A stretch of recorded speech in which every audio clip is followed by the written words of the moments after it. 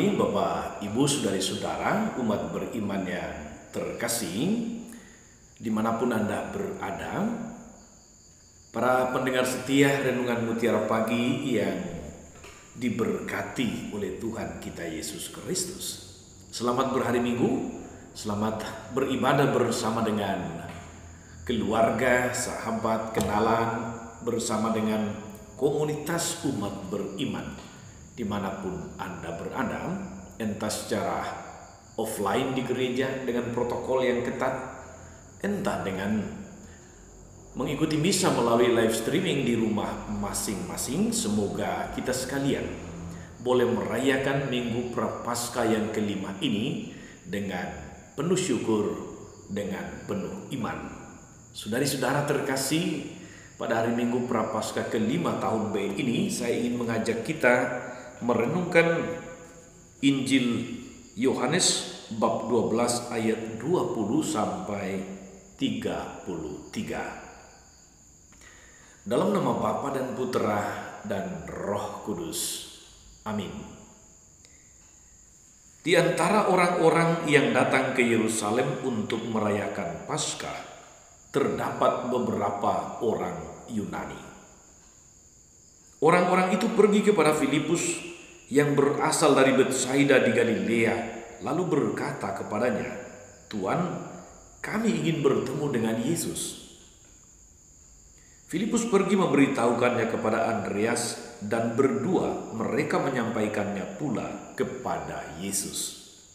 Tapi Yesus menjawab mereka, katanya, "Telah tiba saatnya Anak Manusia dimuliakan. Aku berkata kepadamu, sesungguhnya, jikalau biji gandum tidak jatuh ke dalam tanah dan mati, ia tetap satu biji saja. Tetapi jika mati, ia akan menghasilkan banyak buah. Barang siapa mencintai nyawanya, ia akan kehilangan nyawanya. Tetapi barang siapa tidak mencintai nyawanya di dunia ini, ia akan memeliharanya untuk hidup yang kekal. Barang siapa melayani aku, ia harus mengikuti aku.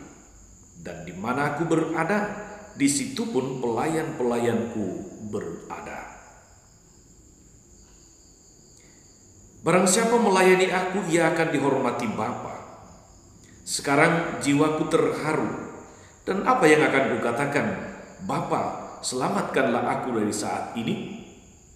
Tidak. Sebab untuk itulah aku datang ke dalam saat ini. Bapa, muliakanlah namamu." Maka terdengarlah suara dari surga, "Aku telah memuliakannya, dan aku akan memuliakannya lagi." Orang banyak yang berdiri di situ dan mendengarnya berkata, "Itu bunyi guntur." Ada pula yang menyahut, "Suara itu terdengar bukan karena aku, melainkan karena kamu."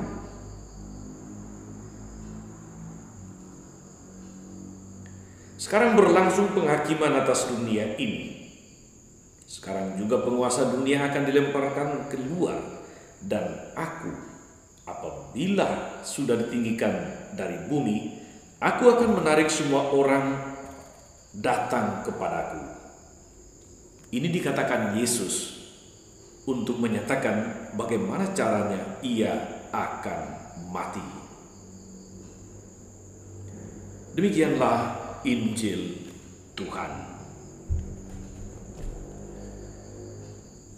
Bapak, Ibu, Saudari-saudara, umat beriman yang terkasih dalam Tuhan, kita sudah pada Minggu Prapaskah kelima, sudah mendekati Pekan Suci seminggu lagi. Karena itulah bacaan-bacaan atau firman Tuhan sudah mulai mengarah kepada puncak yang dituju, yaitu peristiwa Yesus, wafat dan kebangkitannya. Karena itu hari ini Yesus bicara tentang biji gandum yang mesti jatuh ke dalam tanah dan mati, dan kemudian tumbuh menghasilkan buah. Saudari-saudara, Apa yang dimaksudkan Yesus dengan biji gandum? Kalau tidak jatuh ke dalam tanah dan mati, ia tetap satu biji saja. Tapi jika ia mati, ia akan menghasilkan banyak buah. Saudara-saudara, Yesus hendak mengajarkan kepada kita bahwa kehidupan itu hanya dapat dicapai melalui kematian.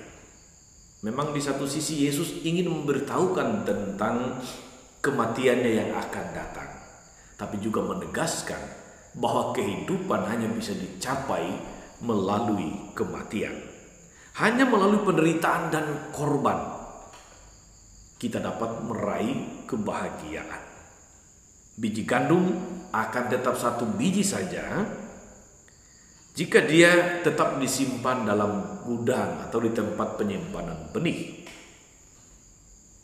Tetapi sebaliknya, kalau kemudian ditaburkan ke tanah, biji itu akan mati, betul. Tetapi kemudian dia akan bertumbuh dan menghasilkan banyak buah, menghasilkan banyak biji gandum yang lain.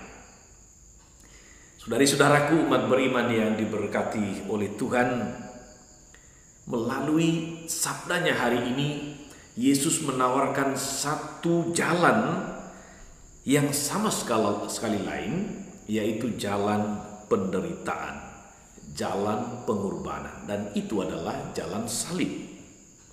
Untuk memperoleh kebahagiaan, kita harus menderita, harus siap kehilangan nyawa. Itulah mati untuk hidup, bukan hidup untuk mati, mati untuk hidup. Kebenaran akan hal ini, saudara-saudari, telah Yesus tunjukkan melalui hidupnya sendiri, melalui pengorbanannya sendiri, melalui jalan salibnya sendiri yang merupakan jalan hidup kita.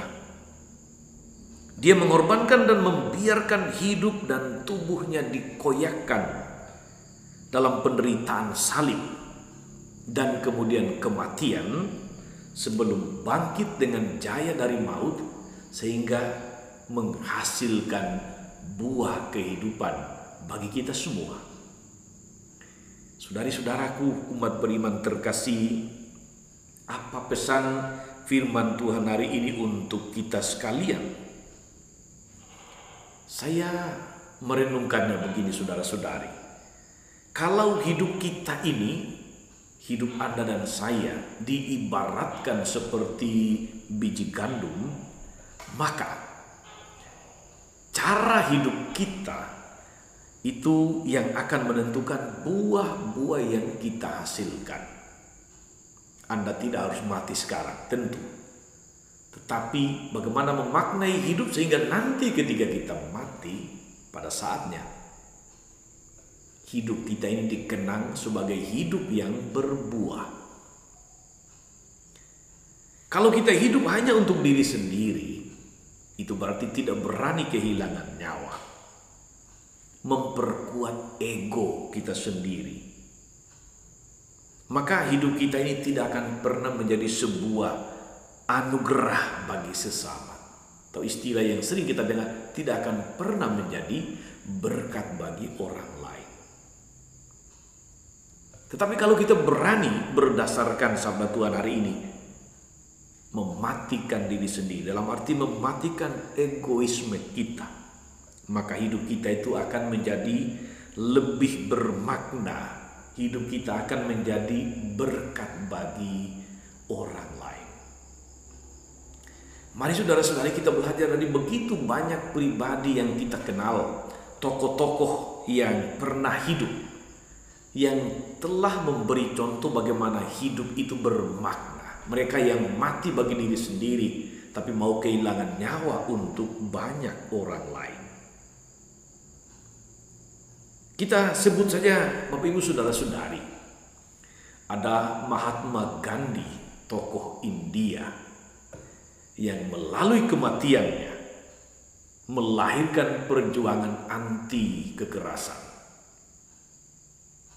Ada Bunda Teresa dari Kalkuta atau Santa Teresa dari Kalkuta yang setelah kematiannya justru memunculkan banyak relawan, banyak misionaris cinta kasih yang peduli kepada orang-orang yang terlantar, orang-orang yang hidupnya tidak beruntung, orang-orang yang malang di India khususnya, tetapi gerakan itu telah menjalar ke seluruh dunia saat ini.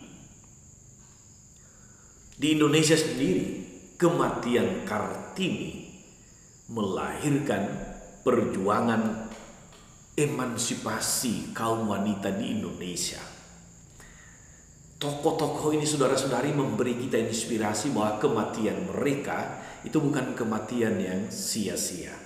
Kematian mereka adalah kematian yang berharga. Kematian mereka adalah kematian yang bermakna. Kematian mereka adalah kematian yang menjadi berkah. Mereka bagaikan biji gandum yang mati, lalu kemudian ditaburkan di tanah, lalu kemudian dia tumbuh menghasilkan buah sebagaimana kita kenal, kita tahu saat ini. Saudari-saudara, kalau saya boleh bertanya di akhir renungan ini, kalau Anda mati, Anda mau dikenang sebagai orang seperti apa? Mau seperti orang-orang yang tadi saya sebutkan, Mahatma Gandhi, Bunda Teresa, Yohanes Paulus II, katakanlah begitu, Kartini, atau mau dikenang sebagai apa? Selamat beraktivitas, selamat memaknai sisa-sisa masa persiapan kita menuju kepada Paskah Tuhan. Semoga kita diinspirasi, diteguhkan oleh firman Tuhan hari ini, sehingga hidup kita menjadi berkah bagi sesama kita. Tuhan Yesus memberkati. Maria Bunda selalu menolong, setia mendoakan. Salam 52. Kita berdoa. Tuhan Yesus Kristus, kami bersyukur karena Engkau begitu mengasihi kami. Kau bahkan merelakan nyawamu untuk merebut kami dari kematian, untuk menyelamatkan kami. Engkau telah membuat hidupmu menjadi berkah bagi kami, orang-orang berdosa. Mampukan kami ya Tuhan, agar kami juga berani kehilangan nyawa, berani membunuh egoisme pribadi kami, sehingga hidup kami ini yang merupakan anugerah-Mu juga mampu menjadi hidup yang bermanfaat, hidup yang berfaedah, hidup yang bermakna, hidup yang menjadi berkah bagi orang lain sebagaimana telah Engkau tunjukkan kepada kami. Supaya Engkaulah Tuhan dan pengantara kami sepanjang segala masa. Amin. Saudari-saudara sekalian, berkat Allah telah turun atas saudara-saudari, atas mereka yang kita doakan atau kita janjikan doa, mereka yang sakit dan menderita. Segala rencana, karya dan pelayanan hari ini, Bapa dan Putra dan Roh Kudus. Amin.